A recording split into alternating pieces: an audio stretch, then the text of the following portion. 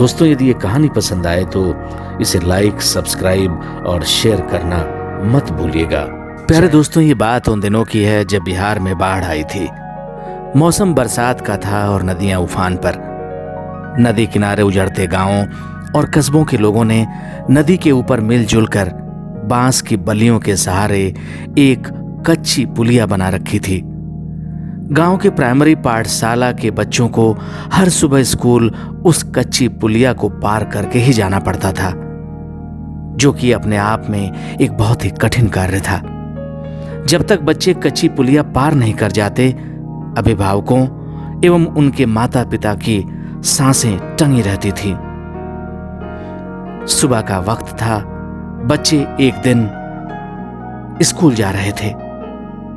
अभी वो उस कच्ची पुलिया को पार करते हुए बीच तक ही पहुंचे थे कि उसका एक हिस्सा टूटा और दो बच्चे एकाएक नदी में गिर पड़े। जो गांवों कस्बों के लोग अपने बच्चों को छोड़ने वहां आए थे, उनमें हाहाकार मच गया।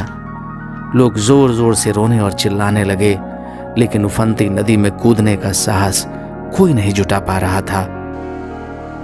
इसी बीच एक 48 वर्षीय किसान ने लोगों को चुप कराते हुए कहा कि मैं नदी में बच्चों को बचाने के लिए कूद रहा हूं। आप में से भी बहुत लोग तैराक हैं, क्या कोई मेरे साथ चलेगा? कारण यह है कि मैं अकेले एक बच्चे को बचा पाऊंगा, लेकिन यदि कोई दूसरा चले तो हम दूसरे बच्चे को भी बचा पाएंगे। लेकिन किसान के बार बार ये विनती करने पर भी कोई तैयार नहीं हुआ, बल्कि लोग उसके कूदने को पागलपन की हरकत बताने लगे। इसी बीच किसान ने भीड़ में अपने 16 वर्षीय किशोर बच्चे को आवाज लगाई, जो थोड़ा बहुत तैरना जानता था, और कहा, तू कूदेगा मेरे साथ?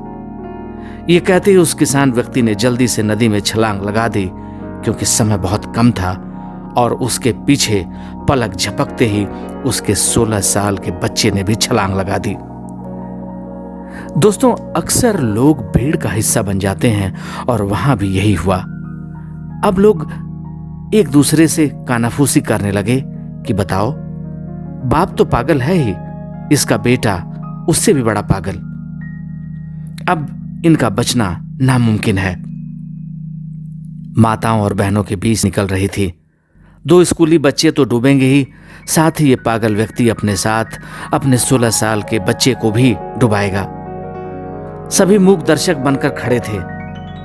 काफी देर तक, तकरीबन आधे घंटे नदी की धारा से जूझने के बाद 7 से 8 वर्ष के बीच के उन 2 बच्चों को बचाने में वो किसान और उसका बेटा सफल हुए। दोनों को गोद में लेकर के बाहर निकले, और जैसे ही बाहर निकले, उस समय तक उस भीड़ का हिस्सा कुछ मीडिया के पत्रकार भी बन चुके थे। लोगों ने बधाई देना शुरू किया, लेकिन इस बीच पत्रकारों ने उनसे सवाल कर दिया कि इस उफनती नदी में इन 2 बच्चों को बचाने के लिए किस सहारे आप नदी में कूद गए? खुद तो कूदे ही, अपने बच्चे को भी आपने कूदा दिया।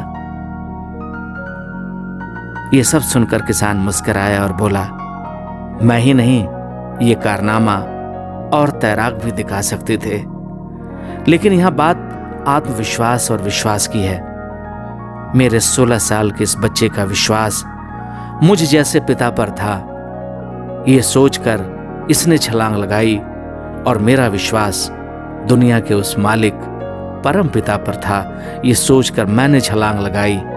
बस इसी विश्वास के सहारे हम दोनों बाप बेटे इस जंग को जीत गए, और हम इन दोनों बच्चों को सही तरीके से बाहर निकाल पाए।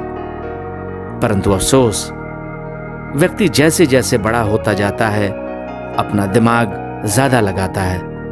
वो भूल जाता है कि वो सिर्फ पतंग है और डोर उस परमपिता परमेश्वर के हाथ में है।